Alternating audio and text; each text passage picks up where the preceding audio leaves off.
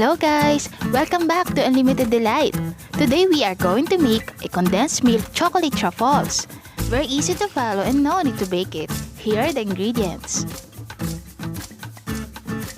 1 cup condensed milk, 2/3 cup of cocoa powder. Put the condensed milk in a mixing bowl.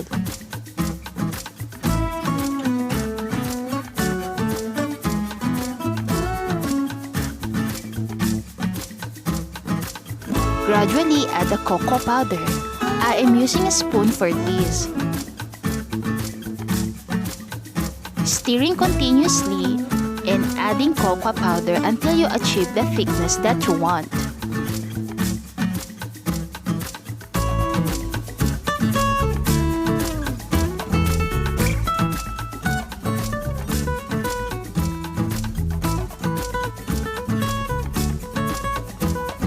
Transfer the mixture on a small bowl dusted with cocoa powder to avoid sticking.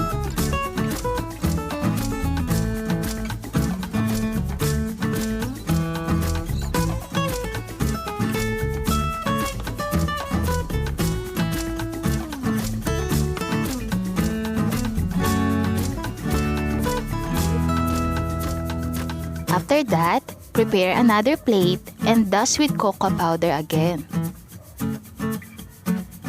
Scoop 1 tablespoon of the mixture and form into a ball.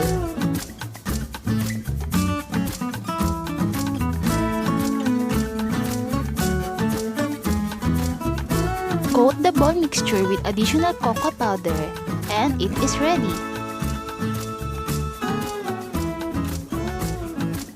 Do it again for the rest of the mixture till you're done.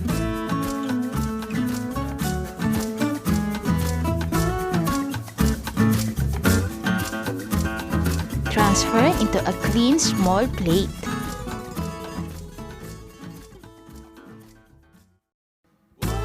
And this is our condensed milk chocolate truffles.